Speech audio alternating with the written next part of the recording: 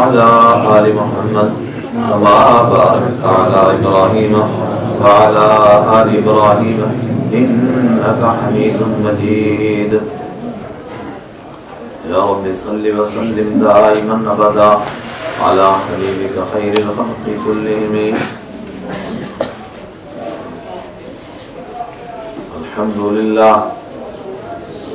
अल्हम्दुलिल्लाह नहमदुहु व नस्तईनुहु व नस्तगफिरुहु व नु'मिनु बिही व नतवक्कलु अलैहि व नऊज़ु बिल्लाहि मिन शुरूरि अनफुसिना व मिन सय्यिआति अमालिना। मन यहदिहिल्लाहु फला मुदिल्ल लहु व मन युद्लिल्हु फला हादिय लहु।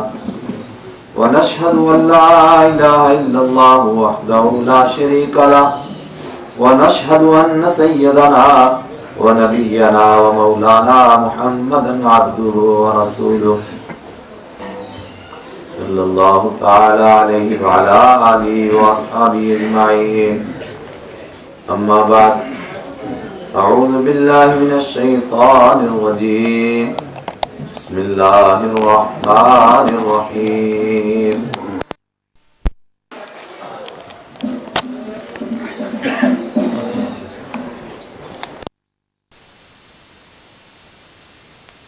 यूसुफ व इख्वतिही आयातुल लिस्साइलीन। इज़ क़ालू लयूसुफ़ु व अख़ूहु अहब्बु इला अबीना मिन्ना व नहनु उस्बह इन्न अबाना लफ़ी ज़लालिम मुबीन।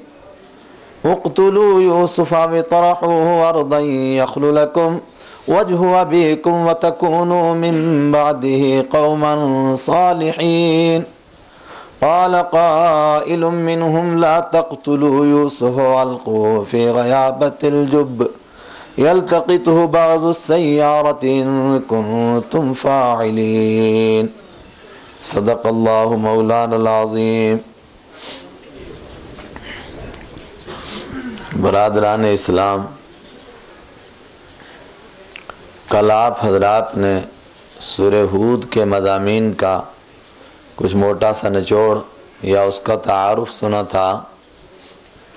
आज सूरह हूद के बाद सूरह यूसुफ है और आपके आज 12वां रोज़ा है और अल्हम्दुलिल्लाह इस तरह 12वां पारा पूरा हो जाएगा, बल्कि 13वें का भी कुछ हिस्सा आ जाएगा सूरह यूसुफ में। सूरह यूसुफ कोई आधे पारे के करीब है, मगर मेरी सेहत ऐसी है कि आज सिर्फ सूरह यूसुफ के मुतालिक जितना अल्लाह चाहेगा उतना अर्ज़ करूँगा। और फिर उसके अलावा आज चूँकि जुमेरात है और हमारे दावत के साथी आज इकट्ठे होते हैं दाएं बाएं से, और उनका इस मौके पर दावत के उन्वान पर प्रोग्राम होता है, तो उस पहलू से भी कुछ अर्ज़ करूँगा और वो इसी के बीच में है। सूरह हूद में हज़रत शुएब अलैहिस्सलाम का आखिरी वाक़या था, वो बाकी बच गया। हज़रत शुएब अलैहिस्सलाम अम्बिया की तारीख़ में ख़तीबुल अम्बिया करके मशहूर हैं। अम्बिया के ख़तीब, अम्बिया में सबसे ज़्यादा तकरीर करने वाले। कहा जाता है कि अल्लाह ने उनको इंतहाई ज़्यादा फ़साहत व बलागत अता फ़रमाई थी। ये मदियन के रहने वाले थे, जिस कौम की तरफ भेजे गए थे उनको अस्हाब मदियन, अस्हाब ऐका भी कहा जाता था। बाज़ लोग कहते हैं कि ये 2 कौमें थीं, बाज़ कहते हैं नहीं ये एक ही कौम थी। शहर में जो रहते थे उनको अस्हाब मदियन कहते थे, और शहर के करीब गांव देहात में कुछ लोग रहते थे उनको अस्हाब ऐका कहते थे। मदियन कहाँ है? आज के नक्शे के लिहाज से इजिप्ट और सीरिया के बीच का एक इलाका है। हज़रत इब्राहीम अलैहिस्सलाम, यहूदी रिवायत के मुताबिक उनकी 3 बीवियां थीं। 2 का नाम तो आपको याद है, हज़रत हाजरा और हज़रत सारा। एक तीसरी बीवी का नाम आपको याद नहीं। यहूदी रिवायत को अगर सच मान लिया जाए उनका नाम हज़रत कतूरा है। उनके बतन से एक बेटे पैदा हुए, उनका नाम हज़रत मदियन अलैहिस्सलाम था। वो इस इलाक़े में आकर आबाद हुए, इस इलाके का नाम भी मदियन पड़ गया और यहाँ के रहने वाली इस कौम को भी मदियन कहने लगे। हालांकि ये लोग हज़रत इब्राहीम अलैहिस्सलाम के बेटे थे, लेकिन इनके अंदर भी उसी तरह बुराइयाँ आईं जिस तरह मक्का के लोगों में बुराइयाँ आईं। हालांकि मक्का के लोग भी तो हज़रत इब्राहीम के बेटे थे, हज़रत इस्माइल की औलाद थे। और इन तमाम वाक़यात को बयान करके परवरदिगार हमें समझाना क्या चाहता है, कांटे लाने के लिए, झाड़ियाँ उगाने के लिए, झंकार उगाने के लिए काश्तकारों की ज़रूरत नहीं होती है, वो खुद ब खुद उग जाते हैं। हाँ, चमन लगाने के लिए, बाग लगाने के लिए माली की ज़रूरत होती है। और बसा औक़ात जब माली सुस्त पड़ जाए, अगर कुछ दिनों तक वो अपने बाग की नहलाई न करें, चमन की सफाई न करें, उसकी गुड़ाई न करें, तो उसमें कांटे खुद ही उग जाते हैं, कांटे उगाने की ज़रूरत नहीं होती है। यही हुआ, एक अरसा दराज तक ये लोग तौहीद पर कायम रहे। उसके बाद दावत का सिलसिला ज़रा मांद पड़ गया और नबूवत की वो लो जो इनके अंदर मौजूद थी वो मद्दम हुई। तो फिर शैतान ने रास्ता पाया, फिर शिरक आया, फिर जहालत आ गई। इस कौम की ख़ास तौर से एक बुराई थी कि ये नाप और तौल में कमी और ज़्यादती करते थे, घटाते बढ़ाते थे, देते थे घटाकर, लेते थे बढ़ाकर। हज़रत शुएब अलैहिस्सलाम ने इस कौम को दावत दी, इनको समझाया, अल्लाह की तौहीद भी इनको समझाई और ख़ास तौर से नाप तोल में कमी ज़्यादती करने से भी इनको डराया कि मत ऐसा करो वरना खुदा का गज़ब, खुदा का कहर आ जाएगा। और रहमत आलम सल्लल्लाहु अलैहि वसल्लम फरमाते हैं, कुछ गुनाह वो हैं जिनकी वजह से अल्लाह की तरफ से उमूमी अजाब आ जाता है, उनमें से नाप और तोल का घटाना बढ़ाना भी है। उसकी वजह से फिर पूरी कौम के ऊपर अजाब आता है। कौम का क्या जवाब था? क़ाल अल-मलअु अल्लज़ीना कफ़रू मिन क़ौमिही लनुख़रिजन्नक या शुअय्ब मिन क़रियतिना औ लतऊदुन्न फ़ी मिल्लतिना। कौम का जवाब सुने, सारी कौम ने यकमुश्त जवाब दिया, ऐ शुअयब, या तो अपनी बस्ती से, हमारी बस्ती से निकल जा, या हमारे मज़हब में वापस लौट कर आ जा, वरना हम तुझे या तो जबरन इस बस्ती से निकाल देंगे वरना तुझे कत्ल कर देंगे। क़ाल अवलो कुन्ना कारिहीन। शुएब अलैहिस्सलाम का जवाब सुने, इंतहाई तहम्मुल और बर्दाश्त वाला। फरमाया, तुम्हारे मज़हब में हम आ जाएं, अगर हमारा दिल ना चाहता हो तब भी ज़मीर का सौदा कर डालें, ज़मीर को बेच डालें और ऐसे ही तुम्हारे डर की वजह से वापस आ जाएं। क़ाल अवलो कुन्ना कारिहीन, अगर हमारा दिल ना चाहे तब भी वापस आ जाएं। इसके जवाब में परवरदिगार ने क्या फरमाया? आगे सूरह इब्राहीम में है, अल्लाह ताला फरमाता है सारे नबियों से ये कहा गया, ये तन्हा हज़रत शुएब अलैहिस्सलाम नहीं, हर नबी से ये कहा गया कि अगर हमारे मुल्क में रहना है तो फिर हमारे रस्म व रिवायत का पाबंद होना है, फिर हमारे दीन व धर्म को तुम्हें मानना है, और अगर हमारे धर्म को नहीं मानते तो फिर हमारे मुल्क में रहने की तुम्हें इजाज़त नहीं है। फ़ौहा रब्बुहुम, अल्लाह फरमाता है मैंने अंबिया किराम की तरफ वही की। क्या वही फरमाई? फरमाया बस करीब वक्त आ गया है कि हम जालिमों को हलाक करने वाले हैं, ये हमें आपको क्या निकालेंगे, यही हलाक हो जाएंगे। ज़ालिका लिमन खाफ मकामी व खाफ वईद, मगर ये मर्तबा उसको मिलता है जो मेरे सामने खड़े होने से, क़यामत के दिन से डरता है और मेरी वईद से डरता है। हज़रत शुएब अलैहिस्सलाम की कौम पर भी अजाब आया और मैं बता चुका कि बस एक ज़लज़ला आया, सारी कौम मलिया मेट हो गई और कुरान कहता है कल्लम यगनऊ फ़ीहा, ऐसा हो गए जैसा कि कभी वहाँ बसे ही नहीं थे। उसके बाद ये सूरह यूसुफ है। सूरह यूसुफ में हज़रत यूसुफ अलैहिस्सलाम का किस्सा बयान किया गया है। अल्लाह आपको कुरान पढ़ने की तौफीक अता फरमाए। अगर आप गहराई से देखेंगे तो कुरान पाक का कुछ अजीब किस्म का अंदाज़ है। ये किसी भी किस्से को न तरतीब से बयान करता है और न किसी किस्से को तफसील से बयान करता है। तरतीब होनी चाहिए थी, पहले पैदाइश का वाक़या आता, उसके बाद जवानी के वाक़यात आते, उसके बाद बुढ़ापे के वाक़यात आते। बिल्कुल ऐसा नहीं है। हज़रत मूसा अलैहिस्सलाम के किस्से सबसे ज़्यादा बयान किए गए, मगर कभी कुरान पाक अचानक वहाँ से बात शुरू करता है जहाँ वो तूर पर होते हैं और अल्लाह की पहली वही नाजिल हो रही होती है। कहीं कुरान पाक अचानक वहाँ से बात शुरू करता है जहाँ वो मूसा अलैहिस्सलाम के पास, वो फिरौन के पास दीन की दावत लेकर के जाते हैं। कहीं कुरान पाक वहाँ से बात शुरू करता है जहाँ फिरौन चाहता है कि ऐसा कोई बच्चा पैदा न हो, और अल्लाह फरमाता नुरीदु अन्ना मुन्ना अलल्लज़ीना इस्तज़इफ़ू, फिरौन तो चाहता है कि कमज़ोर करके इनको रखूं, मगर मैं चाहता हूँ कि इन कमज़ोरों से उसका बेड़ा गर्क करवा दूँ। ये मुख्तलिफ अंदाज कुरान पाक के। क्यों? कुरान ये बताना चाहता है कि मैं किस्सों की किताब नहीं हूँ, मैं हिदायत की किताब हूँ। जब हिदायत की किताब है तो जिस मौके पर जिस बात की ज़रूरत होती है बस वही सुनाता है। उसको क्या ज़रूरत है कि वो किस्से की तरह तरतीब से बयान करने लगे? वो कोई किस्से कहानियों की किताब थोड़ी है। सिर्फ हज़रत यूसुफ अलैहिस्सलाम का किस्सा कुरान पाक ने तफसील से भी और तरतीब से भी बयान फरमाया, लेकिन उसकी तरतीब भी हमारी तरतीब की तरह नहीं है। हमारी तरतीब तो ये होती ना, पहले बयान किया जाता कि यूसुफ अलैहिस्सलाम पैदा कैसे हुए, किस तारीख को पैदा हुए, फिर बचपन में क्या किया, फिर जवानी में क्या किया। ये तरतीब कुरान की नहीं है। कुरान सिर्फ उन पहलुओं को उठाता है जो मेरी और आपकी हिदायत का जरिया बन सकते हैं, बस और को बयान नहीं करता है। हजरत यूसुफ अलैहिस्सलाम के किस्से को क्यों तरतीब से बयान किया गया, मैं उस पूरे किस्से को और पूरी सूरत का तर्जमा नहीं आपको सुना सकता हूँ, अलबत्ता मैं उसकी एक झलक दिखा सकता हूँ आपको। एक सवाल है कि क्यों तरतीब से बयान किया गया, और खुद कुरान पाक ने, मैंने जो आयत पढ़कर आपको सुनाई उसमें लक़द कान फ़ी यूसुफ़ व इख़्वतिही आयातुल लिस्साइलीन, हज़रत यूसुफ अलैहिस्सलाम में और उनके भाइयों के बारे में आयातुल लिस्साइलीन, पूछने वालों के लिए कुछ निशानी है। इसका मतलब यह है कि इसको कोई पूछने वाला था और उन पूछने वालों के लिए कोई निशानी थी। और निशानी क्या थी? वो आखिरी रुकू के अंदर जो मैं आपको बार बार कहता हूं ना कि हर सूरत में उसका निचोड़ भी होता है, सूरत के मज़ामीन की तरफ एक झलक दिखाई जाती है और उसके जो असल और मकसूद होता है वो पेश किया जाता है। चुनांचे यही किया गया है सूरह यूसुफ के आखिर में भी। पूछने वाले कौन थे?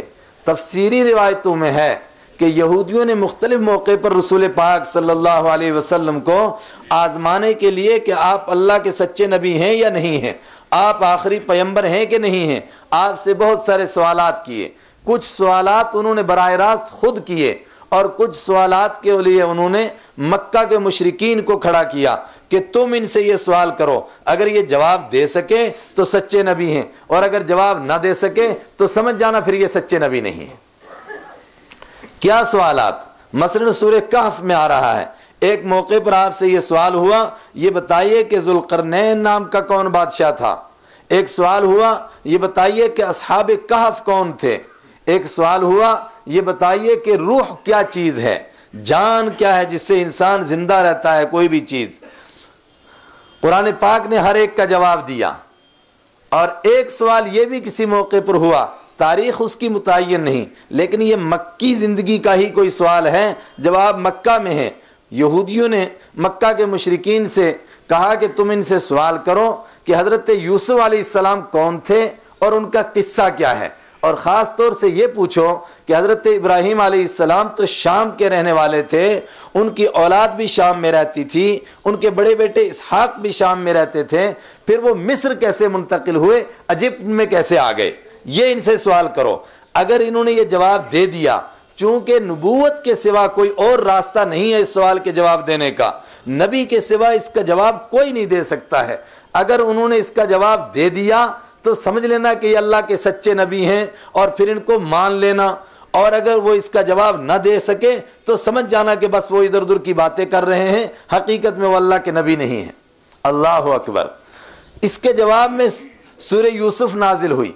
सुभान अल्लाह। आज आप बाइबल को भी उठाएं, और मैं बार बार बाइबल का नाम क्यों लेता हूँ, इसलिए कि यहाँ के लोगों के जहनों में है, अब बाइबल वाले भी अपनी किताबड़ियाँ दिखाते फिर रहे हैं, वो भी कह रहे हैं कि नहीं हक हमारे साथ है। ज़रा उनसे पूछो 500 साल पहले हज़रत ईसा अलैहिस्सलाम के ऊपर इंजील नाजिल होती है, और कई हजार साल पहले हज़रत मूसा अलैहिस्सलाम पर तौरात नाजिल होती है, कई हजार साल पहले हज़रत यूसुफ अलैहिस्सलाम का वाक़या पेश हुआ है, और बाइबल के अंदर ये वाक़या मौजूद है, और उनकी दूसरी जो तफसीरें हैं तालमुद वगैरह उसमें भी ये वाक़या मौजूद है।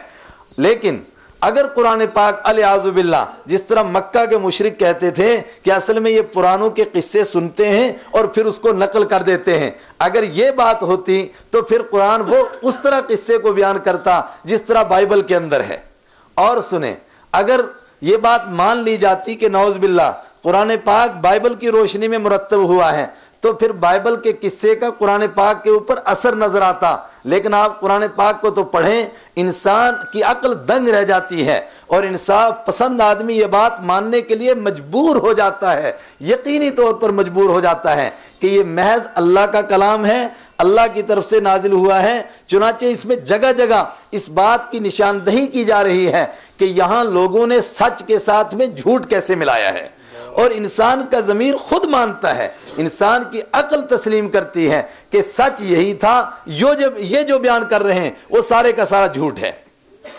मैं अब उस तफसील में नहीं जा पाऊंगा, वक्त मुख्तसर है, लेकिन मोटा समय बताऊं आपको। बाइबल वाले कहते हैं कि नौज़ बिल्लाह हज़रत यूसुफ अलैहिस्सलाम कभी भाइयों से खुद बताया करते थे कि मैंने ऐसा ऐसा देखा है कि मैं तुम्हारा बादशाह बनने वाला हूं, जिसकी वजह से भाइयों के अंदर गुस्सा आया। कुरान करीम कहता है ना, ऐसा नहीं हो सकता है। इज़ क़ाल यूसुफ़ लिअबीही या अबती इन्नी रअयतु अहदा अशरा कौकबन वश्शम्स वल्क़मर रअयतुहुम ली साजिदीन। फरमाया बात ऐसी नहीं, बात यहाँ से स्टार्ट हुई। हज़रत यूसुफ अलैहिस्सलाम ने ख्वाब देखा जिसमें देखा 11 सितारे और सूरज और चांद उनके आगे झुके हुए हैं, और ये ख्वाब अपने वालिद हज़रत याकूब अलैहिस्सलाम को सुनाया, और याकूब अलैहिस्सलाम ख्वाब को पहचान गए, समझ गए। फरमाया वकज़ालिका युतिम्मु अलैका निअमतहु, अल्लाह ताला तुम्हारे ऊपर अपनी नियामत को पूरा करना चाहता है। कमा तम्महा अला अबवैका मिन क़ब्लु इब्राहीम व इसहाक़, जैसे कि उसने अपनी नियामत को तुमसे पहले तुम्हारे बाप हजरत दादा हजरत इसहाक और तुम्हारे परदादा हजरत इब्राहीम अलैहिस्सलाम पर अपनी नियामत को मुकम्मल फरमाया, इसी तरह तुम्हारे ऊपर अपनी नियामत को मुकम्मल करेगा। तुम्हें अल्लाह नबूवत भी अता फरमाएगा और तुम्हें अल्लाह हुकूमत भी अता फरमाएगा, जिस हुकूमत के आगे तुम्हारे वालिदैन क्या, तुम्हारे भाई भी सब के सब झुक जाएंगे, उन सब वो सब तुम्हारी हुकूमत के मातहत हो जाएंगे। ये मतलब है इस ख्वाब का। लेकिन ला तक़्सुस रुया ला इख्वाती का, बेटे अपने भाइयों के सामने ये ख्वाब बयान नहीं करना। और कुरान का अंदाज यही बताता है कि हज़रत यूसुफ अलैहिस्सलाम ने फिर ये ख्वाब भाइयों के सामने नहीं बयान किया, वालिद की बात को माना, लेकिन उसके बावजूद भाइयों के अंदर हसद की आग भड़की। उन्होंने देखा कि यूसुफ से ज़्यादा प्यार करते हैं वालिद, हमसे प्यार नहीं करते। और इस पस मंज़र में भी अल्लाह हमें क्या दिखाना चाहता है कि देखो हसद की आग क्या कराती है इंसान से। हमेशा इंसान आगे खुद बढ़ने की कोशिश नहीं करता है, हसद की वजह से दूसरे को गिराने की कोशिश करता है। अफराद को गिराते हैं और पार्टियों को पीछे धकेलती हैं, खुद आगे बढ़ने की कोशिश नहीं करते हैं।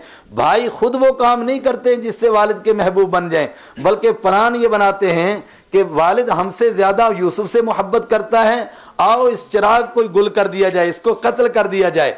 और फिर यूसुफ अलैहिस्सलाम का कत्ल का प्लान किस तरह बनाते हैं, उनको किस तरह ले जाते हैं, फिर उसको बयान किया कुरान पाक ने। क़ाल क़ाइलुम मिनहुम ला तक़्तुलू यूसुफ वअल्क़ूहु फ़ी ग़याबतिल जुब्ब। फरमाया सब ने मशवरा किया कि इनको कत्ल करें, लेकिन भाइयों में से एक खड़ा हुआ, उसने कहा कत्ल मत करो, किसी कुएं में डाल दो, ऐसे कुएं में कि वहां रास्ता चलता हुआ इनको उठा ले।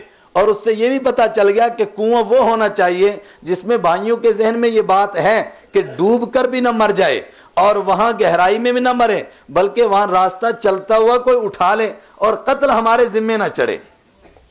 और फिर ये सारा प्लान बनाया। बाइबल वाला कहता है ना, भाई गए हुए थे बकरियां चराने के लिए और यूसुफ अलैहिस्सलाम जबरदस्ती अपने वालिद से कहने लगे कि नहीं मैं भी जाऊंगा भाइयों के साथ, और वो खुद गए। कुरान कहता है ना, भाइयों ने वालिद को बहकाया और कहा कि ला तमन्ना ला यूसुफा व इख्वतिही व इन्ना लहू लनासिहून, आप भरोसा क्यों नहीं करते हैं यूसुफ के बारे में हमारा, हम तो उसके खैर खा हैं। और इस तरह बहका करके वो ले गए हैं यूसुफ अलैहिस्सलाम को और फिर कुएं में डाल दिया है। फ़ौहैना, कुरान कहता है हमने यूसुफ अलैहिस्सलाम की तरफ वही की, फरमाया आपको इन्होंने कुएं में डाल दिया, लेकिन वक्त आने वाला है लतुनब्बिअन्नहु, आप उनको बताओगे कि तुमने मुझे कुएं में डाला था, वहुम ला यशउरून, मगर उनको पता भी नहीं चलेगा। असल मोड़ पर आ गए आप। जो मैं बात आपको कहना चाहता था, मैंने थोड़ी थोड़ी तमहीद सुनाई। इसके बाद क्या होता है, देखिए बाइबल का और कुरान का रास्ता अलग अलग होता है। यहाँ पर वजाऊ अबाहुम शाअन यबकून क़ालू या अबाना इन्ना ज़हबना नस्तबिक़ु व तरकना यूसुफ इंद मताइना फ़अकलहु ज़िब। इशा के वक्त में रोते हुए वालिद के पास आए, और इसी मौके पर आक़ा मदनी सल्लल्लाहु अलैहि वसल्लम ने फरमाया था कि फैसला करने वाले जज को किसी के आंसुओं से मुतासिर नहीं होना चाहिए। बस औकात आंसू झूठे भी हो सकते हैं। भाई रोते हुए झूठ मूठ रोते हुए आए इशा के वक्त में, दिन दिहाड़े दिन की रोशनी में आते हुए शर्माते थे, रात की तारीकी का फायदा उठाया और कहने लगे कि वालिद साहब आप तो कहते थे कि जंगल ले जाओगे उसको भेड़िया खा जाएगा, वाकया आपकी बात सच्ची हुई, उसको भेड़िया खा गया। हम दौड़ लगा रहे थे, दौड़ में आगे निकल गए, उसको भेड़िया खा गया, लेकिन सच बात तो यह है कि आप हमारा यकीन नहीं करोगे। अब क्या होता है, वजाऊ अला कमीसिही बिदमिन कज़िबिन क़ाल बल सव्वलत लकुम अनफुसुकुम अमरा फसब्रुन जमील। और उनकी कमीज के ऊपर झूठा खून भी लगा करके लाए, कहा कि ये देखिए उनकी कमीज, भेड़िया खा गया उनको, अलबत्ता कमीज हमने बचा ली। और यहाँ कहते हैं कि झूठे के पाँव नहीं होते, झूठा अपने निशान कुछ ना कुछ पीछे छोड़ जाता है। चुनाचे कमीज को फाड़ना भूल गए, तो याकूब अलैहिस्सलाम ने फरमाया कि बड़ा होशियार किस्म का ये भेड़िया था कि मेरे यूसुफ को तो खा गया मगर कमीज नहीं फाड़ी। क़ाल बल सव्वलत लकुम अनफुसुकुम अमरा फसब्रुन जमील। क़ाल बल सव्वलत लकुम अनफुसुकुम, कहा ना तुमने खुद कोई बात घड़ी है, अपनी तरफ से बनाई है, मगर मैं इससे आगे कुछ नहीं कहता। फसब्रुन जमील, मेरे लिए खूबसूरत सब्र है, मेरे लिए खूबसूरत सब्र है। और खूबसूरत सब्र की क्या तशरीह है कि मैं इस शिकवे का ना तो तुमसे कोई गिला करूंगा, इस दर्द का ना किसी और से कोई शिकवा करूंगा, ना ऐसी हालत बनाऊंगा जिससे लोगों को देखकर पता चले कि मैं गमगीन हूं, बल्कि मैं सारी की सारी शिकायत अपने मौला से करूंगा। ये मतलब है सब्र जमील का। और बाइबल को खोलिएगा, कैसे मान लिया जाए कि वो अल्लाह का कलाम है। उसमें लिखा है कि हजरत याकूब अलैहिस्सलाम को जब ये पता चला तो गश खा करके जमीन पर गिरे, और फिर क्या हुआ, बहुत देर के बाद उठे और फिर अपना सीना पीटा, अपना मुंह पीटा और बोरी कमर के साथ लपेटी और जंगल की तरफ भागने लग गए। अगर अल्लाह के नबी भी यही काम करें तो सारी दुनिया तो यह काम करती है। अगर किसी का बच्चा गुम हो जाए तो सब लोग तो यह काम करते हैं। क्या ये काम नबी की शान के लायक है? कोई अक्ल मानेगी? कोई इंसाफ वाला कह सकता है कि नबी ऐसा करेगा? नबी ऐसा नहीं कर सकता है। नबी की शान के लायक यही है जो कुरान ने बयान किया है। अल्लाह अकबर। फिर कुरान कहता है कि किसी काफिले ने इसको उठाया, यहाँ से हजरत यूसुफ अलैहिस्सलाम को उठाया, और कुरान का अंदाज तो यही है कि फिर उन्होंने मिस्र में लेकर के बेचा। लेकिन चूंकि चोरी का माल है, रास्ते से मिला है, इसलिए उनके दिल में इसकी कोई कीमत नहीं है। वशरूहु बिसमनिन बख्सिन दराहिम मादूदा वकानू फीहि मिनज़ ज़ाहिदीन, और बेच डाला गिनती के चंद दिरहमों में, मामूली किस्म की कीमत में बेच डाला। क्यों? इसलिए कि मुफ्त में मिला था। लोटी दे माल तो सोटी दा गज, मुफ्त में मिला था, कहने लगे बेच डालो यार, जैसे भी बिकता है। वकानू फीहि मिनज़ ज़ाहिदीन वक़ाल अल्लज़ी इश्तराहु मिन मिस्र लिम्रातिही अक्रिमी मस्वाहु असा अन यनफ़अना औ नत्तख़िज़हु वलदा। और जिस आदमी ने खरीदा उसने अपनी बीवी से कहा कि तू इसको इज्जत से रखना, हो सकता है ये बड़ा होकर हमारे काम आए, या हो सकता है कि हम इसको अपना बेटा ही बना लें। और यही मैंने आपको एक दिन पहले भी सुनाया था, कुरान ने ये जब आप पढ़ेंगे ना, अब ये मैं बीच में बोलता हूँ ना, इसलिए कुरान का सिलसिला टूट जाता है, वरना जब आप कुरान पढ़ेंगे बिल्कुल ऐसा लगता है जैसे दरियाए चनाब बह रहा है, ऐसी रवानगी के साथ किस्सा भी बयान हो रहा है, यहूदियों की गलतियां भी बताई जा रही हैं, ये गलतियां हुई, और रवानगी भी उसी तरह, तसलसल भी उसी तरह। लेकिन यहाँ कुरान यक बयक जैसे ना आगे दरिया के बन लगता है, रोकता है। ओ कुरान पढ़ने वालों, ये नहीं समझना कि ये कोई हादसा है, ये कोई इत्तेफाक पेश आया ना, कज़ालिक मक्कन्ना लियूसुफ फिल अर्ज़ि वलिनुअल्लिमहु मिन तावीलिल अहादीस वल्लाहु गालिबुन अला अमरी वलाकिन अक्सरन नासि ला यअलमून। फरमाया असल बात यह है कि हमने उनसे काम मिस्र में लेना है, इसलिए हम इस रास्ते से उनको मिस्र पहुंचाना चाहते हैं कि वहां अपने दीन का उनसे काम लेंगे। बल्कि कुरान ने अंदाज क्या किया, मक्कन्ना लियूसुफ फिल अर्ज़, हम यूसुफ अलैहिस्सलाम के पांव मिस्र की जमीन में मजबूत कर रहे थे। कोई कहे कि खुदाया तू यूं ही पहुंचा देता मिस्र में कोई दूसरे तरीके से, वलिनुअल्लिमहु मिन तावीलिल अहादीस। फरमाया आका मदनी यतीम क्यों पैदा हुए, आपसे बकरियां क्यों चरवाई गईं, आपसे मजदूरी क्यों कराई गई, ये सब कुछ इसलिए हुआ कि आपके दिल के अंदर गरीबों का गम आए, आप यतीमों की कसक को महसूस करें, आप बेकसों का दर्द महसूस कर सकें। अगर यूसुफ अलैहिस्सलाम यूं ही आ जाते तो फिर बातों की गहराई में जाना उनको कैसे आता। ओहो, तो फिर एक बिकता हुआ गुलाम आए और मिस्र का बादशाह बन जाए। फरमाया हाँ मैं रब्बे कायनात कह रहा हूं, वल्लाहु गालिबुन अला अमरी, और अल्लाह जो काम करना चाहता है उस पर वो गालिब होता है, वो कर गुजरता है, उसके आगे कोई रुकावट खड़ी नहीं कर सकता है।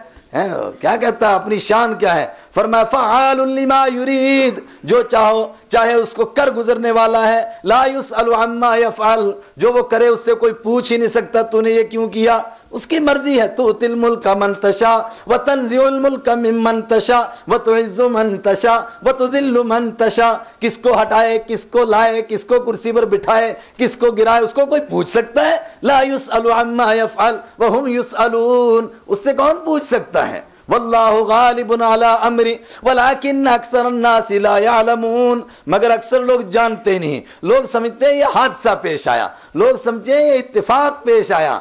मैं कहता हूं इससे आगे बढ़ जाएं आप, एक्सीडेंट होता है, लोग कहते हैं ड्राइवर की गलती, दूसरा कहता है इसकी गलती। भाई वक्त मुकर्रर हो चुका है, इन्नल्लाह इंदहु इल्मुस्साअ व युनज़्ज़िलुल गैस व यअलमु मा फिल अरहाम व मा तदरी नफ्सुम माज़ा तक्सिबु गदा व मा तदरी नफ्सुम बिअय्यि अर्दिन तमूत। किसी को पता ही नहीं कि कहां जान निकलेगी, उसकी लिखी वही है जान निकलना। तो ड्राइवर गलती करे ना तो करे क्या बेचारा। फरमाया ये हमारा निजाम है। फिर क्या हुआ, हजरत यूसुफ अलैहिस्सलाम का एक दूसरा नक्शा पेश किया कुरान पाक ने, वलम्मा बलगा शुद्दहु आतैनाहु हुक्मन व इल्मा व कज़ालिक नज्ज़िल मुहसिनीन। जब यूसुफ अलैहिस्सलाम जवानी को पहुंचे, फरमाया हमने उनको इल्म अता फरमाया, हमने उनको हिकमत अता फरमाई, हमने उनको रुश्द अता फरमाया, और जो कुछ हम नबूवत को अता फरमाते वो सारा कुछ उनको अता फरमाया। लेकिन इम्तिहान की घड़ियां आईं, और इम्तिहान की घड़ियां क्या, परवरदिगार किस्से बयान थोड़ा करता है, तालीम देता है लोगों को, कुछ कहना चाहता है लोगों को। अंबिया किराम के किस्सों के पहराए में जवान अपनी जवानी को कैसे महफूज करें, इज्जत वाला अपनी इज्जत कैसे बचाए, इफ़्फ़त वाला अपनी इफ़्फ़त कैसे बचाए। जब माहौल तार तार हो, जब माहौल ख़राब हो, माहौल सारा गंदा हो, कोई एजुकेशन सिस्टम हो, सब मिले जुले रहते हों, ऐसे वक्त में इंसान अपनी इज्जत को कैसे बचाए। फरमाया वैसे बचाए जैसे हज़रत यूसुफ अलैहिस्सलाम बचा कर दिखा चुके। अल्लाह ने ताकत क्या अता फरमाई, कुव्वत कैसी अता फरमाई है उस तमा, और फिर ऊपर उसके अल्लाह अकबर, अल्लाह ने हुस्न अता फरमाया, इतना हुस्न कि जिसको हुस्न यूसुफ में क्या हुस्न अल्लाह ने अता फरमाया। रसूल पाक सल्लल्लाहु अलैहि वसल्लम ने उसकी तारीफ फरमाई।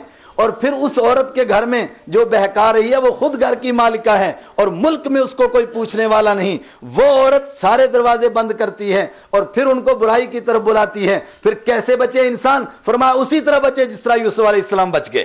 क्या जवाब दिया, क़ाल माअज़ल्लाह, कहा मैं तो कुछ नहीं कहता हूं, अलबत्ता एक बात कहता हूं कि मैं रब की पनाह ले लेता हूं, और जो रब की हिफाजत मांगता है फिर उस पर कोई हमला नहीं कर सकता।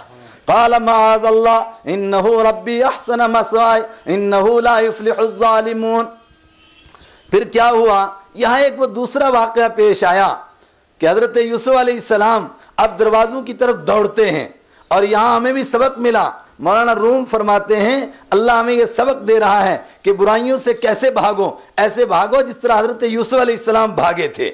भागे चले गए, ये नहीं इंतजार किया कि दरवाजे खुलेंगे तो फिर दौड़ूंगा, मगर जिस दरवाजे पर गए अल्लाह ने उस दरवाजे को खोल दिया है, और जैसे बाहर निकले तो क्या हुआ, अचानक देखते हैं कि उस औरत का शौहर, उस मुल्क का बहुत बड़ा वजीर, वो दरवाजे पर खड़ा है। मगर औरत का भी अंदाज लगाइएगा, किस अंदाज से वो गुमराह करती है, कैसे इंसान को बेवकूफ़ बना देती है। अचानक पलट कर वो हमला करती है। वो कहती है क्या फमा जज़ाउ मन यफ़अल, क्या सज़ा होगी ऐसे आदमी की जो तेरी घरवाली के साथ बुराई का इरादा करे। और इसी मौके के ऊपर कुरान का तो अंदाज यही है कि किसी कहने वाले ने कहा, और मशहूर है रिवायतों में कि एक बच्चे ने कहा कि देख लो कि कमीज किधर से फटी है, अगर आगे से फटी है तो इसका मतलब यूसुफ अलैहिस्सलाम मुजरिम है, और अगर पीछे से फटी है तो ज़ुलेखा मुजरिम है। और जब देखा कि कमीज पीछे से फटी है तो बादशाह समझ गया, वजीर समझ गया कि गलती इसी की है, और उसने माजरत की। उसने कहा वस्तगफिरी लिज़म्बिकी इन्नकी कुन्ती मिनल खातिन। यूसुफ आरिज़ अन हाज़ा, यूसुफ यार रहने दो इस बात को, किसी से जिक्र भी नहीं करना, इसने तो मेरा मुंह काला कर दिया, पूरे शहर में मुझे बदनाम करेगी, आप इस बात को रहने दीजिए किसी। और ज़ुलेखा से कहा कि तू तौबा कर, और बात यहीं खत्म नहीं हो गई। हाय हाय जवान, इसको गौर से सुने। क्या हुआ, बात शहर में फैली। पहले अकेली ज़ुलेखा थी, अब पूरे शहर की औरतें उमंड आईं, और वो उन्होंने अजीब अंदाज इख्तियार किया यूसुफ अलैहिस्सलाम से मिलने के लिए। ज़ुलेखा को ताना देने लगे कि क्या अजीब किस्म की औरत है, अपने गुलाम के ऊपर फरेफ्ता हो गई है। क्या गुलाम ऐसा होता है कि उसके ऊपर फरेफ्ता हो जाए? क्या वो इसके लायक था कि ये उसको दिल दे बैठती? उसको गुस्सा आता है और वो कहती है कि आओ देखो जरा गुलाम है कैसा है। और उस माहौल का अंदाजा लगाओ कि वो कितना बेहयाई का माहौल होगा कि औरत इस बात को छुपाती नहीं है कि मुझसे गलती हुई। वो बरमला सबको कहती है कि मैं अगर दिल दे बैठी हूं तो देखो तो सही किसको दिया है, ये है ही ऐसा बंदा है कि इसके ऊपर तो फरेफ्ता होने के लिए मैं मजबूर हूं, तुम भी जरा आकर के देख लो। फिर शहर की औरतें आती हैं, दावत का इंतजाम किया जाता है, और यूसुफ अलैहिस्सलाम से वो कहती है आकर के क्या आप बाहर जरा तशरीफ लाइए। और यूसुफ अलैहिस्सलाम बाहर तशरीफ लाते हैं। फिर क्या होता है, कुरान कहता है फ़क़त्तअना अयदियहुन वक़ुल्ना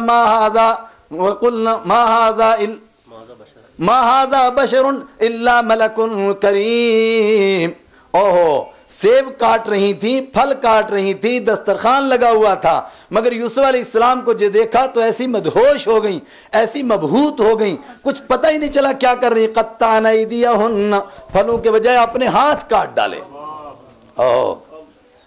और हज़रत आयशा सिद्दीक़ा रज़ियल्लाहु ताला अन्हा से पूछिएगा, फरमाया हज़रत यूसुफ अलैहिस्सलाम को ज़नाने मिस्र ने देखा तो हाथ काट डाले, लेकिन मेरे महबूब, अल्लाह के महबूब खातिमुल अंबिया सल्लल्लाहु अलैहि वसल्लम के चेहरा अनवर को जिसने देखा, पहले दिल दे बैठा और उसके बाद इस राह में गर्दन कटा दी। उन्होंने अपने हाथ काटे, फरमाया इस राह में गर्दन कटा डाली, पहले दिल दे दिया और फिर इसी राह के अंदर गर्दन कटा डाली। ओह, इस मौके पर हजरत यूसुफ अलैहिस्सलाम की दुआ। फिर ज़नाने मिस्र क्या करती हैं, नौज़ बिल्लाह, कितना गंदा माहौल है कि हजरत यूसुफ अलैहिस्सलाम से कहती हैं कि मान ले तू अपनी मालिका की बात, और वो मालिका कहती है कि अगर आइंदा नहीं मानेगा तलयस्जुनन्न वलयकूनन्न मिनस्सागिरीन, अब इसको जेल में ठोक दूंगी और ये जलील होकर के रहेगा वहां पर। इसको इज्जत मैंने दी थी मगर इसको इज्जत रास नहीं आई। हाय हाय, इंसान कैसे बुराइयों से बचे। जवान आज हमेशा कहते हैं कि मुफ्ती साहब बताओ कोई तरीका तो बताओ कैसे बचे। अल्लाह अकबर, देखो बचने का तरीका। किस चीज का नाम कैद है, किस चीज का नाम जेल है, कोई बाहर रहने वाला उसको नहीं महसूस कर सकता है। यूं समझ लें कि जेल वाला जीते हैं आरजू में मरने की, मौत आती है पर नहीं आती, हर रोज मरते हैं। सिर्फ फांसी वाला एक दिन मर जाता है और कैदी हर सुबह शाम मरता रहता है। उस जेल के लिए हजरत यूसुफ अलैहिस्सलाम फरमाते हैं क़ाल रब्बिस्सिज्नु अहब्बु इलैया मिम्मा यदऊननी इलैहि व इल्ला तस्रिफ कैदहुन्न अस्बु इलैहिन्न व अकुम मिनल जाहिलीन। ओहो, ऐ मेरे परवरदिगार, क़ाल रब्बी, ऐ मेरे रब, क़ाल रब्बिस्सिज्नु अहब्बु इलैया, ऐ अल्लाह जेल मुझे ज्यादा पसंद है उस काम से जिसकी ये मुझे दावत दे रही हैं, उस बुराई की तरफ जिसकी तरफ मुझे ये बुला रही हैं, उससे मुझे जेल ज्यादा पसंद है। तू मुझे भेज दे जेल, मगर मुझे इस बुराई से बचा दे। ओहो, और फिर एक और बात सुने कैसा गंदा माहौल आया।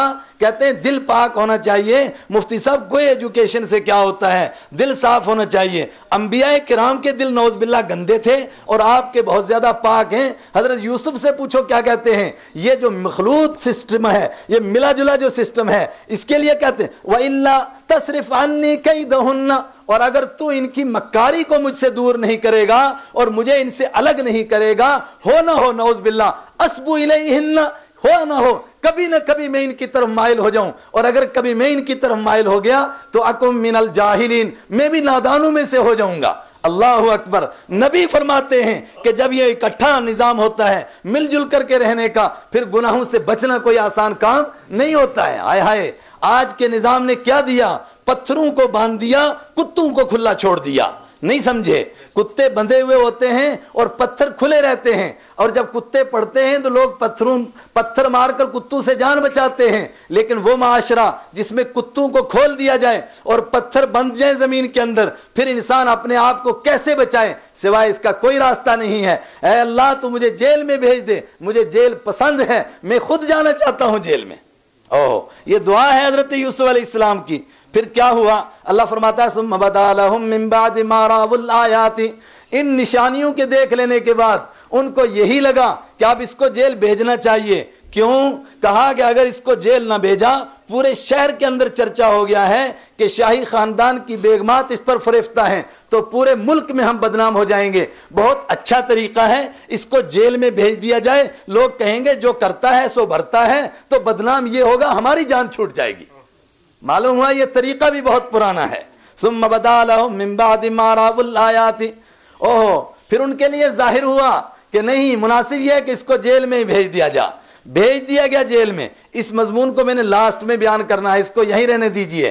फिर क्या हुआ, एक अरसा दराज तक आप जेल में रहे। बाद ने कहा कि 7 साल, बाद ने कहा 8 साल, बाद ने कहा 12 साल, बाद ने कहा 14 साल, यानी कम से कम आप 7 साल रहे, और बाद रिवायतों के मुताबिक 14 साल जेल में रहे। अल्लाह अकबर। उसके बाद फिर अल्लाह ने अपनी कुदरत से निकाला। बादशाह ने वो ख्वाब देखा जो ख्वाब की ताबीर कोई नहीं बता सका, और वो जेल से निकलने वाले एक बंदे ने बताया कि मैं इसकी ताबीर बता सकता हूँ। एक बंदा है जेल में, बस वो बता सकता है ख्वाब की ताबीर। और उसने जब ख्वाब की ताबीर बताई तो बादशाह ने कहा कि इतना करीम इंसान, इतना शरीफ इंसान, इतना पढ़ा लिखा इंसान, इतना ज्ञानी इंसान ये जेल के अंदर पड़ा हुआ है, इसको बाहर बुलाया जाए, हम इससे फायदा उठाएंगे। और यूसुफ अलैहिस्सलाम को जब जेल से बुलाया गया, बादशाह का मुलाजिम पहुंचा, कासिद पहुंचा उनको बुलाने के लिए, रसूल पाक सल्लल्लाहु अलैहि वसल्लम ने उनकी इस हिम्मत की दाद दी। दाद देने का अंदाज है, वरना ये नहीं है कि मैं उनसे मफजूल हूँ और वो मुझसे अफजल हैं। फरमाया लो कुन्तु मकान यूसुफ, अगर मैं होता यूसुफ अलैहिस्सलाम की जगह तो मुझे आकर के 14 साल के बाद कासिद कहता कि बादशाह आपको रिहा कर रहा है, मैं रिहाई का फरमाना लेकर के आया हूँ, ला असराउ इला बाबि सिजन, तो मैं भी जेल के गेट की तरफ दौड़ पड़ता। लेकिन कमाल है यूसुफ अलैहिस्सलाम के सब्र का कि उसके बाद भी फरमाया ना ना, ऐसे नहीं जेल से निकलूंगा कि मैं जेल से निकलूं और लोग कहें कि रेप केस में था, लेकिन बादशाह ने करम फरमाया और आखिर माफ करके इसको छोड़ दिया। फरमाया ना ना, पूछो उन औरतों से क्या मसला था उनका, मैं शॉर्टकट करता जा रहा हूं। और बादशाह ने फिर सारी औरतों को जमा किया और उनसे पूछा कि क्या मसला है। उन्होंने कहा कि सच बात यही है कि यूसुफ अलैहिस्सलाम 100% बरी हैं और हम ही गुनाहगार हैं। और फिर अजीज मिस्र की बीवी भी मजबूर हो गई, उसने कहा अल-आन हस हसल हक, अब भांडा फूट चुका है, उर्दू का ठेठ लफ्ज, अल-आन हस हसल हक, अब तो हकीकत बाहर आ चुकी, अब मैं क्या करूं, अना रावत्तुहु अन नफ्सिही, मैंने ही उसको बहकाया था, वो 100% बरी था। और यूसुफ अलैहिस्सलाम ने, अल्लाह अकबर, क्या अखलाक के पैगंबराना होते हैं। जिस आदमी को कहा था कि बाहर जाकर के फौरन मेरा जिक्र करना बादशाह के पास, उसने जिक्र नहीं किया। एक अरसा दराज के बाद आया, ख्वाब की ताबीर पूछी, उससे कोई गिला नहीं किया कि तूने मेरा जिक्र ही नहीं किया और आ गया तू ताबीर पूछने के लिए। हाय हाय, इससे आगे बढ़ो। कुरान कह रहा है यूसुफ अलैहिस्सलाम ने फरमाया कि मैं ये क्यों वजाहत करना चाहता था, अपने आप को बरी करार देना ज़्यादा मेरा मकसूद नहीं था। मेरा ये मकसद था कि जिस आदमी के घर में मैं रहा, मैंने उसका खाना खाया, मैं उसके यहाँ कुछ दिन रहा, उसके मेरे ऊपर एहसानात थे। मैं ये सोचता था कि कहीं दिल के पर, कहीं दिमाग के किसी पर्दे के अंदर उसके यहाँ रही हो ये बात कि हो ना हो कि यूसुफ अलैहिस्सलाम ने नौज़ बिल्लाह मुझे बदनाम करने के लिए मेरी बीवी को कोई चकमा दिया हो। इसलिए मैं चाहता था कि बात बिल्कुल क्लियर हो जाए और उसके ज़हन से भी ये बात निकल जाए। वमा उबर्रिउ नफ्सी इन्नन नफ्स लअम्मारतुम बिस्सू, फरमाया जहां तक नफ्स की बात है, नफ्स तो बुराइयों की तरफ उभारता है, मैं उसको बरी करार नहीं देता। और ये यूसुफ अलैहिस्सलाम फरमा रहे हैं। और आज हमें क्या पढ़ाया जा रहा है कि नहीं मुफ्ती साहब कोई फिक्र की बात नहीं है, दिल पाक होना चाहिए बस, और कोई फिक्र की बात नहीं। यूसुफ अलैहिस्सलाम कहते हैं वमा उबर्रिउ नफ्सी इन्नन नफ्स लअम्मारतुम बिस्सू। अब निकल कर बाहर आए हैं यूसुफ अलैहिस्सलाम। अगर आज का माहौल होता तो जब बादशाह ने उनसे कहा कि हमारा तो बेड़ा गर्क हो रहा है, मेरी ख्वाब के मुताबिक आपने बताया कि सारे लोग भूखों मरने वाले हैं, क्योंकि आपने कह दिया कि ख्वाब की ताबीर ये है 7 साल तक गल्ला होगा, उसके बाद ऐसी कहत साली आएगी जिसकी दुनिया में कोई मिसाल नहीं होगी, यहाँ तक कि लोग मुर्दार खाने पर मजबूर हो जाएंगे। तो बादशाह ने उनसे पूछा कि आप बताइए इसका क्या हल है। अगर यूसुफ अलैहिस्सलाम आज के कोई सियासतदान होते, वो फरमाते अच्छा अब मेरी जरूरत पेश आई, अब मरो तुम और मैं तुम्हारे मरने का तमाशा देखूं। फरमाया ना ना, फौरन फरमाया कि हाँ मैं इसका इंतजाम कर सकता हूं, तेरे तो सब ये अफसर रिश्वत खोर हैं, ये तो सब खा जाएंगे। इजअलनी अला मकाइन इजअलनी अला खजाइन अर्द, तू जमीन के सारे गल्लों पर मुझे मुकर्रर कर दे, फिर मैं इसका इंतजाम करूंगा। 7 साल में इतना बचा कर रखूंगा कि आइंदा 7 साल तक खाएंगे भी और उसके बाद में भी बच जाएगा। फिर क्या हुआ, कुरान ने बयान किया यूसुफ अलैहिस्सलाम फिर कहत पड़ा, यूसुफ अलैहिस्सलाम बादशाह बन गए मिस्र के, जो कुरान ने कहा था। और उस बात को रिपीट किया कुरान पाक ने यहाँ कि हमने जो वहाँ कहा था कि ये सारा इंतजाम हो रहा है यूसुफ अलैहिस्सलाम को मिस्र के बादशाह बनाने का, यहाँ उस बात को दोबारा दोहराया कि बन गए फिर मिस्र के बादशाह। फिर उनके भाइयों का आना बयान किया, फिर वापस जाना बयान किया, फिर आना, फिर वापस जाना। और दूसरी मरतबा जब वो बिन्यामीन को लेकर आए हैं और उन्होंने बिन्यामीन को अपने यहाँ रख लिया है, और वो चोरी के जुर्म में भाइयों के अपने इकरार की वजह से फंस गए हैं, क्योंकि भाइयों ने कहा था कि हमारे यहाँ इसकी यही सजा है कि जो चोरी करता है उसको उस मुल्क में छोड़ दिया जाता है। गिरफ्तार हो जाते हैं और फिर ये राज ओट होता है उनके, वो अपने वालिद को बुलाते हैं और वहां से कमीज भेजते हैं और वालिद कहते हैं कि ला अजिद रिह यूसुफ लौला अन तुफन्निदून, बेटो मुझे ऐसा लग रहा है कि मुझे यूसुफ अलैहिस्सलाम की कमीज की खुशबू आ रही है, अगर तुम मुझे सठाया हुआ ना कहो। और शेख सादी रहमतुल्लाह अलैह ने इस मजमून को इकट्ठा किया कि यह क्या अजीब बात है। एक वक्त में यूसुफ अलैहिस्सलाम कनान के कुएं में पड़े हुए थे, जो घर से इतना दूर था कि बस दोपहर को वहां गए थे और रात को वापस आ गए थे, इतना ज्यादा दूर नहीं था। मगर याकूब अलैहिस्सलाम को कनान से यूसुफ की खुशबू नहीं आई और आज मिस्र से खुशबू आ गई। उसके जवाब दिया शेख सादी ने, फरमाया असल में बात यह है कि अल्लाह जो अपने बंदों को दिखाता है वो देख लेते हैं, और जो नहीं दिखाना चाहता है फिर वो भी देखते नहीं है। मिसले माबरक़े जहानम दमे पैदा दमे दीगर निहानदम, हमारा काम तो है, हमारा हाल तो ऐसा है जैसे कि बिजली होती है, थोड़ी देर के लिए चमकी और फिर गुम, थोड़ी देर के लिए चमकी और फिर गुम। गाहे बरतारम आला नशीनम गाहे बरपाए पुश्त खुद नबीनम, कभी तो हम ऐसा होता है कि अल्लाह हमें दिखाता है कि अर्शे मुअल्ला पर क्या हो रहा है तो हम वहां भी देखते हैं, और कभी ऐसा होता है कि हमारे पाँव के नीचे क्या आ रहा है हमें वो भी नजर नहीं आता है। खैर कुरान ने फिर बयान किया कि यूसुफ अलैहिस्सलाम जब मिस्र के बादशाह बने तो फिर क्या हुआ, फरमाया मस्त नहीं हुए वहां के बादशाही में। क्या कहा, या फातिर समावाति वल अर्दि अंत वली फिद दुनिया वल आखिरा तवफ़नी मुस्लिम वल्हिक़नी बिस्सालिहीन, ऐ ज़मीन व आसमान के पैदा करने वाले, तूने बादशाही तो मुझे अता फरमाई, तूने ये सब कुछ नियामतें मुझे अता फरमाई, मगर मैं तुझसे मांगता हूँ तवफ़नी मुस्लिम वल्हिक़नी बिस्सालिहीन, तो मुझे इस्लाम की हालत में वफ़ात देना, वल्हिक़नी बिस्सालिहीन, और मुझे नेकोकारों के साथ मिलाना, बादशाहों के साथ नहीं मिलाना। ये इतनी बड़ी निशानी देखी थी मक्का वालों ने कि उनके सवाल के मुताबिक पूरा किस्सा बयान हो गया और ऐसी तरतीब से बयान हो गया कि अगुश्त बदंदर रह गए वो सारे के सारे। मैं कहता हूं अजीब है, कभी आप इकट्ठा करके दोनों को पढ़ें। बाइबल में लिखा है कि हजरत याकूब अलैहिस्सलाम के 80 आदमियों का काफिला और ये जो उससे पहले गल्ला लेने का काफिला गया, ये गधों पर बैठ करके गया था। कुरान ने कहा ये ऊंटों पर बैठ कर गया था। एक तो अरब के अंदर गधों का रिवाज ही नहीं है और ऊपर से अक्ल मानती है कि इतने लंबे सफर के लिए गधे इस्तेमाल नहीं होते। ये तो कोई उसी ने कहा होगा जिसकी सोच ही गधे के जैसी होगी, ऊंटों पर बैठ करके गए थे। ये ऐसी निशानी थी जिसके ऊपर सबको मान लेना चाहिए था। लेकिन कुरान पाक ने फरमाया वकाय्यिम मिन आयतिन यमुर्रूना अलैहा व हुम अन्हा मुरिदून। प्यारे आप गमगीन ना हो, इतनी बड़ी निशानी देखी मगर अबू जहल ईमान नहीं लाएगा, उतबा ईमान नहीं लाएगा। आप गमगीन ना हो इसलिए कि ये इसके अलावा कितनी अल्लाह की कुदरत की निशानियां देखते हैं मगर ये ईमान नहीं लाते हैं। वहुम अन्हा मुरिदून, और उससे एराज करते हुए निकल जाते हैं, उससे एराज करते हुए निकल जाते हैं। फिर कुरान पाक ने एक और जबरदस्त तबसरा किया जो मुसलमानों को सुनाना था। क्योंकि मुसलमान मक्का में उस वक्त में पिस रहे थे, उनको इशारा दिया जा रहा था फिक्र न करो, ये यूसुफ अलैहिस्सलाम जैसा सफर है, अनकरीब तुम यूसुफ अलैहिस्सलाम से भी आगे बढ़ करके अल्लाह तबारक व तआला तुम्हें उससे ज्यादा बुलंद मर्तबा अता फरमाएगा। रहमत आलम सल्लल्लाहु अलैहि वसल्लम मक्का में वापस आएंगे, एक शाह बन करके, बादशाह बन करके वापस आएंगे। आज कैसे निकल रहे हैं और वापस कैसे आएंगे, फरमाया हो जाएगा ऐसा। लेकिन ये कैसा होगा, अजीब तबसरा है। हत्ता इज़ा इस्तयअसर रुसुल व ज़न्नु अन्नहुम क़द कुज़िबू जाअहुम नसरुना।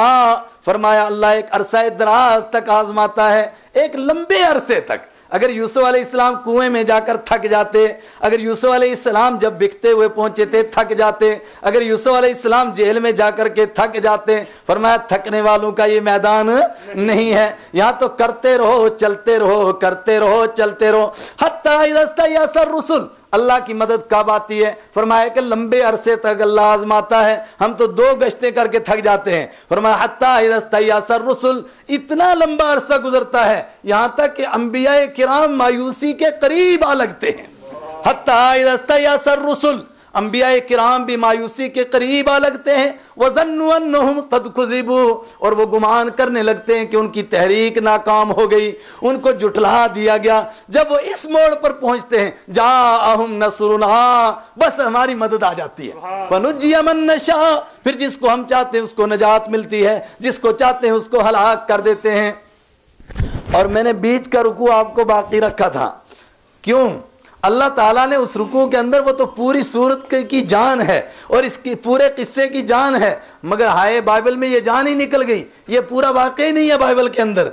क्या है इस बीच के रुकू के अंदर? अल्लाह ये बताना चाहता है ईमान वालों को कि ईमान वालों की जिंदगी किस तरह गुजरनी चाहिए, उनकी रात कैसी गुजरे, सुबह कैसी गुजरे। यूसुफ अलैहिस्सलाम कुएं में डाले गए, मिस्र में बेचे गए, क्या वो सिर्फ अपनी गमे रोजगार को गाते रहे कि हाय परेशानी, हाय मुसीबत, हाय परेशानी, मैं घर से दूर हो गया, मैं कहाँ पहुंचा? ना ना, ये तो अंबिया किराम की बात है। रसूल पाक सल्लल्लाहु अलैहि वसल्लम के सहाबी नहीं, ताबई नहीं, काफी बाद के हैं। कौन? तारिक इब्न ज़ियाद जब अंदलुस के किनारे पर पहुंचे तो क्या कहा था?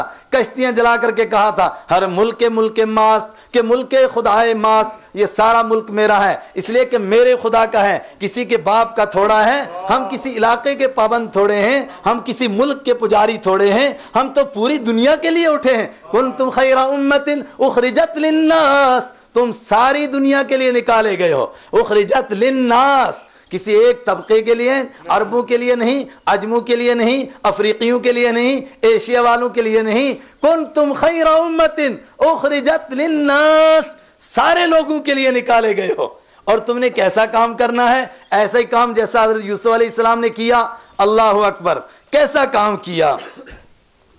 एक दिन की झलक पेश की कुरान पाक ने। फरमाया उन्होंने बाकी जिंदगी कैसी गुजारी, 14 साल जेल के कैसे गुजारे, बादशाही का जमाना कैसे गुजारा, उससे पहले मिस्र का जमाना कैसे गुजारा।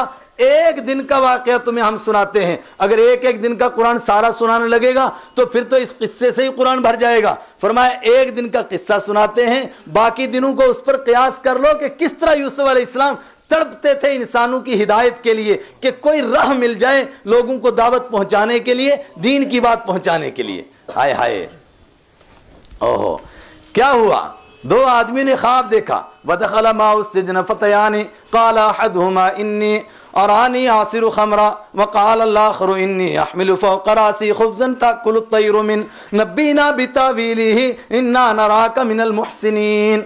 दो जवान और दाखिल हुए, उन्होंने ख्वाब देखा और वह हज़रत यूसुफ़ अलैहिस्सलाम से ख्वाब की ताबीर पूछने गए और साथ में ये भी बताया कि इस पूरी जेल के अंदर आपके सिवा हमें कोई नेकोकार नज़र नहीं आया, इसलिए आप ही से ख्वाब की ताबीर पूछने के लिए आए।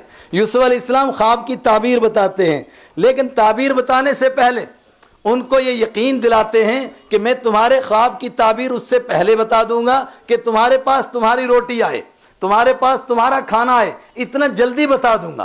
फिर साथ ही फरमाते हैं ज़ालिका मिम्मा अल्लमनी रब्बी, ये ऐसे अंदाजे का सट्टा नहीं मारूंगा, ये तो उस इल्म में से है जो अल्लाह ने मुझे अता फरमाया है। यानी जो मैं ख्वाब की ताबीर बताऊंगा वो पक्की होगी और बिल्कुल इसी तरह होकर के रहेगी। और इस किस्से के आखिर में है ना कि जब उनको ख्वाब की ताबीर बताई गई तो वो घबरा गए। उन्होंने कहा कि हम ऐसे ही ख्वाब देखा था, वैसे ये नहीं है कुरान पाक में, आगे की बात है कुरान में। वो घबरा गए, उन्होंने कहा नहीं ये ऐसे ही कहा था। जवाब क्या मिला? कुदियल अम्रु लज़ी फीही तस्तफ्तियान, अब तो उस मामले का फैसला हो चुका है जिसको तुम पूछ रहे थे। अब जो हमने ताबीर बता दी वैसा ही होकर रहेगा, अब उससे तुम बच नहीं सकते हैं। लेकिन उनसे कहा कि जब तक तुम्हारा खाना आ जाएगा तब तक मैं बता दूंगा, बड़ा जल्दी बताऊंगा, लेकिन थोड़ा सा मैं आपसे वक्त चाहता हूं, थोड़ा सा वक्त। ईमान वाले की क्या तड़प होनी चाहिए, ईमान वाले का क्या दाइया होना चाहिए। अल्लाह अकबर। आज सुबह मैंने आपको एक वाक़या सुनाया था ना, किसी ने कहा कि मुझे कलिमा पढ़ा दो, तो मुझसे मुफ्ती साहब पूछ रहे हैं कि अब क्या इसका हल किया जाए। अभी आपके इस मजलिस से थोड़ी देर पहले आप ही के इस इलाके से एक दूसरा फ़ोन आया और उस पर भी यही सवाल था कि आप बताइए, एक आदमी ऐसा कहता है कि उसको क्या किया जाए। कोई आदमी आ रहा है हमारे पास, हमें यह तालीम नहीं है कि अब हम उसको दीन कैसे पेश करें। हालांकि हम मामूर किसके लिए किए गए थे कि अगर तुम्हें रास्ते में दौड़ते हुए भागते हुए जरा सा तवक्कुफ का मौका मिले, खड़े हो जाएं, तो फौरन दीन पेश करो अल्लाह का कि भाई अल्लाह का ये दीन है। मगर हमें यह हिम्मत नहीं कि कोई हमारे पास आए और फिर हम उसको दीन पेश करें। यूसुफ अलैहिस्सलाम ने फरमाया कि मैं तुम्हें एक मुख्तसर एक छोटी सी बात कहना चाहता हूं। उन्होंने कहा कि क्या बात? कहा जरा तुम इस पर गौर करो कि ये इल्म मुझे क्यों आया और तुम्हारे पास क्यों नहीं आया। उन्होंने कहा आप बताइए क्या वजह है। कहा इस वजह से तरक्तु, इसलिए कि मैंने छोड़ दिया है उस कौम को जो अल्लाह को छोड़कर दूसरी चीज़ों की पूजा करती है। इस वजह से अल्लाह ने मुझे यह इल्म अता फरमाया है, अगर तुम भी इन चीज़ों की पूजा छोड़ दो और एक अल्लाह को मान लो, अल्लाह तुम्हें भी इल्म से नवाज देगा। और फिर जब वो मुतवज्जा हो गए पूरे तौर पर, दावत देने का अंदाज क्या होना चाहिए, जब वो पूरे तौर पर मुतवज्जा हो गए तो अब जलाल के साथ उनको दावत देते हैं। या साहिब इस्सिजनि अरबाब मुतफर्रिकून खैरुन अमिल्लाहुल वाहिदुल क़ह्हार, ऐ मेरे जेल के दो साथियों जरा गौर तो करो, जरा सोचो तो सही। अरबाब मुतफर्रिकून खैरुन अमिल्लाहुल वाहिदुल क़ह्हार, क्या मुतफर्रिक किस्म के अलग अलग खुदा अच्छे हैं, अमिल्लाहुल वाहिदुल क़ह्हार, या एक अल्लाह अच्छा है जो सब पर गालिब है। तुम ही जवाब दो। वो हक्के बक्के, उनको आगे क्या जवाब बनता था। फिर खुद फरमाया मा ताबुदून मिन दूनिही इल्ला अस्मान सम्मयतुमुहा अंतुम व आबाउकुम मा अंज़लल्लाहु बिहा मिन सुल्तान। उस एक अल्लाह को छोड़कर तुम जिस जिसकी भी इबादत कर रहे हो और जो जो तुमने नाम रखा है, किसी का नाम गंज बख्श रख दिया है, किसी का नाम गरीबों को नवाजने वाला, किसी का नाम कुछ और तुमने रख दिया, किसी का नाम बेटे देने वाला, किसी का नाम बेटियां देने वाला, किसी का नाम दौलत देने वाला, किसी का नाम धन देने वाला। सम्मयतुमुहा अंतुम व आबाउकुम, ये नाम तुमने रखे हैं, अल्लाह ने तो ये नाम नहीं रखे हैं। सम्मयतुमुहा अंतुम व आबाउकुम मा अंज़लल्लाहु बिहा मिन सुल्तान, अल्लाह ने इनके बारे में तो कोई दलील नाजिल नहीं की, तुमने ये नाम कहां से रख लिए, किसने तुमको ये नाम बताए। मेरे ईमानी भाइयों, ये है हजरत यूसुफ अलैहिस्सलाम की एक दिन की झलक। और कुरान ये कहना चाहता है कि सारी जिंदगी उनकी इसी तरह की गुजरी। और रसूल पाक सल्लल्लाहु अलैहि वसल्लम ने क्या फरमाया? फरमाया मैं दुनिया से जा रहा हूं, मुझसे पहले तसूसुहुमुल अंबिया इज़ा हलक नबियुन युबअसुन नबी, मुझसे पहले हर दौर के अंदर दीन की दावत का ये काम करने के लिए अंबिया किराम मबऊस होते थे। और एक नबी जब दुनिया से जाता था फौरन दूसरा नबी उसकी जगह आकर के ले लेता था। फरमाया अब मैं दुनिया से जा रहा हूं, मेरे बाद कोई नबी नहीं आने वाला, अगर मेरे बाद कोई दावा करे वो झूठा है। और एक मौके पर तो फरमाया मेरे बाद 30 झूठे उठेंगे, कुल्लुहुम यद्दई अन्नहु नबी, उन 30 झूठों में से हर एक कहेगा मैं नबी हूं, मैं नबी हूं, लेकिन याद रखो मैं आखिरी नबी हूं, मेरे बाद कोई दूसरा नबी आने वाला नहीं है। तो फिर ये काम कौन करेगा? फरमाया ये काम तुम सब ने मिलकर के करना है, इसीलिए तो तुम अंबियाए बनी इसराइल की तरह हो, इसलिए कि तुम्हारा काम वो है कि जो अंबियाए बनी इसराइल किया करते थे। और आपका वक्त बहुत हो गया, आप भी सुन सुन करके थक गए, आमदम बरसरे मतलब मैं आपको तारुफ कराना चाहता हूं। मुझे महसूस हुआ आपके इस शहर में इस काम का शायद ठीक तारुफ नहीं हुआ, और शायद काम करने वाले काम को सही ना समझे हों, उस वजह से वो ठीक तारुफ ना करा सके। मेरे भाइयों जरा काम पर गौर करो, ये काम किसी पार्टी का काम नहीं था, और ये कोई पार्टी नहीं थी, इस नाम से कोई पार्टी नहीं खड़ी की गई थी, न इस पार्टी का कोई नाम रखा गया था, न इस पार्टी का कोई प्रेसिडेंट बनाया गया था, न इस पार्टी का कोई जनरल सेक्रेटरी बनाया गया था, न इस पार्टी का कोई प्रोपेगेंडा सेक्रेटरी बनाया गया था। क्यों? एक ख्वाहिश थी, एक तलब थी कि इस गए गुजरे दौर के अंदर अला मिनहाज नुबुव्वा, जैसे रहमत आलम सल्लल्लाहु अलैहि वसल्लम के ज़माना में एक अमीर था, बाकी सब मामूर थे, आगे कोई सेक्रेटरी फैक्ट्री कुछ नहीं था, ये सब कुछ ख़त्म करके किसी तरीके से उसी अंदाज से असर नो इस काम को ज़िंदा करके अल्लाह के बंदों को इस काम से जोड़ा जाए। और पार्टी का नाम क्यों नहीं रखा? सम्मयतुकुमुल मुस्लिमीन, हज़रत इब्राहीम अलैहिस्सलाम पहले हमारा नाम रख चुके हैं मुसलमान, अब जितने नाम हम रखते रहेंगे उतनी पार्टियां बढ़ती रहेंगी, खैर का काम नहीं होगा। इसीलिए ये आज बंदे जहां जहां पहुंचते गए लोग अपने अपने अंदाज से इसका नाम रखते गए, और किसी पार्टी के लिए इसमें बैन भी नहीं थी। सबको कहा गया कि इस्लाह का एक तरीका है, इस्लाह का एक तरीका है, और ये ऐसा तरीका है कि शायद दूसरे के यहाँ ये तरीका नजर ना आए। कोई भी जमात अगर अपने गिरेबान में झांक करके देखे, जो बुनियादी चीज़ है, मोटी मोटी चीज़ों पर फुरुआत पर इख्तिलाफ हो सकते हैं, उससे किसी को कोई इश्काल नहीं है, और जमात ने यह कहा ही नहीं है कि हमसे फुरुआत से इख्तिलाफ ना करो, करते रहें लेकिन अपनी इस्लाह के लिए तो आएँ। अगर दूसरे के यहाँ ये इस्लाह का तरीका हो कि 3 दिन के अंदर बंदे की ज़िंदगी के अंदर चेंजिंग आने लग जाए, 40 दिन के अंदर बंदे की ज़िंदगी में चेंजिंग आने लग जाए, ये नहीं हो सकता है। असल में ये एक तरीक़ाकार है। क्या तरीक़ाकार है? अंबिया किराम को अल्लाह तबारक व तआला इस काम पर जब मामूर फरमाता था, उससे पहले कुछ दिन के लिए, जिसको रसूल पाक सल्लल्लाहु अलैहि वसल्लम फरमाया हुब्बिबा इलैहिल खला, उनको घर से दूर किया जाता था, उनको थोड़ा तन्हाई पसंद किया जाता था, तन्हाइयों में रखा जाता था, फिर वो इस काम के लिए तैयार हो जाते थे। यूसुफ अलैहिस्सलाम जेल में रहते हैं, मूसा अलैहिस्सलाम मदियन जाकर बकरियां चारते हैं, और मेरे और आपके आका रहमत आलम सल्लल्लाहु अलैहि वसल्लम गारे हिरा के अंदर चिल्ला फरमाते हैं, सिर्फ किसके लिए? हुब्बिबा इलैहिल खला, तन्हाई को पसंद किया जाता था कि इस काम की तैयारी हो जाए। मेरे ईमानी भाइयों, अलियाज़ु बिल्लाह सुम्मा अलियाज़ु बिल्लाह, खाकम बदहन, अब अगर कोई सारी जिंदगी ऐसा करता रहेगा तो नौज़ बिल्लाह वो नबी नहीं बन जाएगा, लेकिन नूर तो उसी से लेना है, हिदायत तो उसी तरीके से लेनी है। उस तरीके से एक सोचा गया था कि काम किया जाए, और उसमें किसी पार्टी को बैन नहीं थी, भाई कोई पार्टी रहे अपनी इस्लाह के लिए।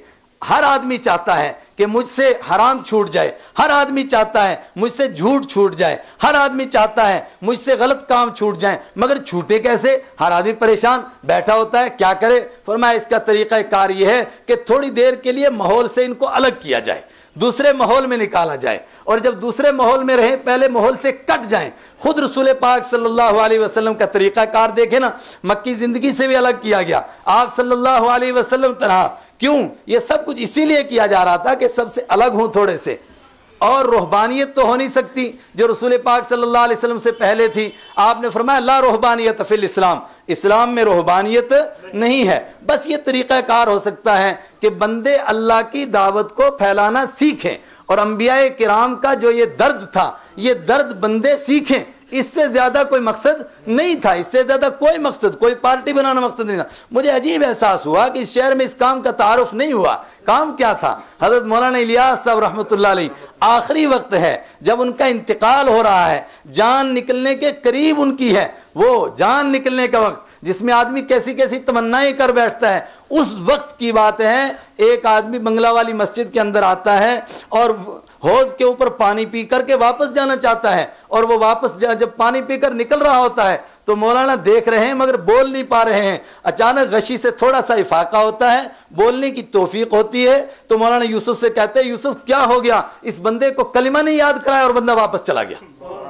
ये तड़प थी कि किसी ना किसी तरीके से अल्लाह के बंदों को ये दावत पहुंच जाए, बंदे जुड़ जाएं। मस्जिदें खाली होगी नमाजियों से, आखिर मस्जिदें किस तरह भरे नमाजियों से, मस्जिद के साथ लोग कैसे इकट्ठे हों, उसके बाद लोग क्या करें जब दीन के साथ जुड़ जाएं वो बाद की बात है। लेकिन किसी ना किसी तरीके से दीन से जुड़े तो सही, पहले ये दावत का काम सीखे तो सही। लेकिन जब उम्मत इससे कट जाती है तो फिर ऐसे ही सवालात होते हैं जो मैंने आपको बताया ना। कल एक बात पूछी, आज ही दूसरी बात वैसे ही पूछी। हालांकि काजी सनाउल्लाह पानीपति रहमतुल्लाह ने क्या फरमाया, अगर कोई गैर मुस्लिम तुमसे कहे कि मुझे कलिमा पढ़ाओ और तुम कहो कि चलो मौलवी साहब के पास ले चलता हूं तुम्हें, फरमाया ऐसा कहने से काफिर हो जाएगा, इसलिए कि अगर रास्ते में वो मर गया तो उसके कुफ्र का कौन जिम्मेदार है। अगर ये काफिर रास्ते में मर जाए और उसकी वजह से ये बंदा काफिर हो जाता है, तो अगर हम देख रहे हैं कि वो शख्स जो रसूल पाक सल्लल्लाहु अलैहि वसल्लम का उम्मती है और हमारे सामने बेदीनी की जिंदगी मर रहा है और बेदीनी की हालत में ही मर गया है, तो उसकी बेदीनी का जिम्मेदार कौन होगा? हमारे अलावा कोई और होगा? कुंतुम खैरा उम्मतिन उखरिजत लिन्नास तअमुरून बिल मारूफ व तनहौना अनिल मुनकर। अल्लाह ताला हमें इस काम को समझने की तौफीक अता फरमाए, इससे जुड़ने की तौफीक अता फरमाए। हर आदमी अपनी इस्लाह के लिए जुड़े, अपने आप को दुरुस्त करने के लिए जुड़े। कौन क्या कर रहा है, कौन नहीं कर रहा है, कौन कैसा कर रहा है, करता रहे मगर इस्लाह तो करे। मुझसे कुछ जवान आए, वो कहने लगे कि हमें इस काम के इस बात पर एतराज़ है। मैंने कहा बहुत अच्छा, लेकिन आपको नजर आता है कि जो इस्लाह वहां हो जाती है और भी कहीं हो सकती है? कहते और तो कहीं नहीं हो सकती। मैंने कहा खुद मा सफ़ा व दा मा कदर, आपके जो एतराज़ वाली बात है उसका जवाब मेरे पास है मगर मैं वो देना नहीं चाहता। मैं कहता हूं अल्लाह के हबीब क्या फरमाते, खुद मा सफ़ा व दा मा कदर, जो सही बात है उसको लो ना यार, और जो गलत बात है उसको बाद में सोचो उसको क्या करना है। तुम तो उस एक बात की वजह से असली खैर से ही महरूम हो रहे हो। अल्लाह ताला हम सबको इस काम से जुड़ने की तौफीक अता फरमाए और हमें अल्लाह ताला ये काम समझने की तौफीक अता फरमाए। व आखिरु दावाना अल्हम्दुलिल्लाहि रब्बिल आलमीन। या रब्बी सल्लि व सल्लिम दाइमन अबदा। ऐ अल्लाह इस मजलिस को कबूल फरमा, ऐ अल्लाह अपने करम से कबूल फरमा। ऐ अल्लाह तेरे जितने बंदे यहाँ बैठे, ऐ अल्लाह ये सब तेरी मोहब्बत में बैठे हैं, दुनिया की कोई ताकत इनको यहाँ नहीं बिठा सकती थी। ऐ अल्लाह तुझसे इसके सिले में कुछ नहीं मांगते हैं, सिर्फ ये मांगते हैं तू हमसे राज़ी हो जा। तूने ही तौफीक अता फरमाई यहाँ बैठने की, तू हमसे राज़ी हो जा। ऐ अल्लाह तू हमसे राज़ी हो जा, ऐ अल्लाह तू हमसे राज़ी हो जा। जब तू हमसे राज़ी हो जाएगा, सारी दुनिया हमसे नाराज़ रहेगी तो कोई हमारा बाल टेढ़ा नहीं कर सकेगा। ऐ मेरे मौला जब तू हमसे नाराज़ है और सारी दुनिया हमसे राज़ी हो जाए तो हमें कोई कुछ नहीं दे सकता है। ऐ अल्लाह तुझसे मांगते तू हमसे राज़ी हो जाए। ऐ अल्लाह फिर तुझसे ये मांगते हैं तू अपने करम से इस मजलिस को कबूल फरमा, हम सबको अपने दीन की समझ अता फरमा, दीन पर अमल नसीब फरमा और अपने हबीब सल्लल्लाहु अलैहि वसल्लम की हमें शफाअत नसीब फरमा। व सल्लल्लाहु तआला अलैहि व आलिहि व अस्हाबी अजमाइन।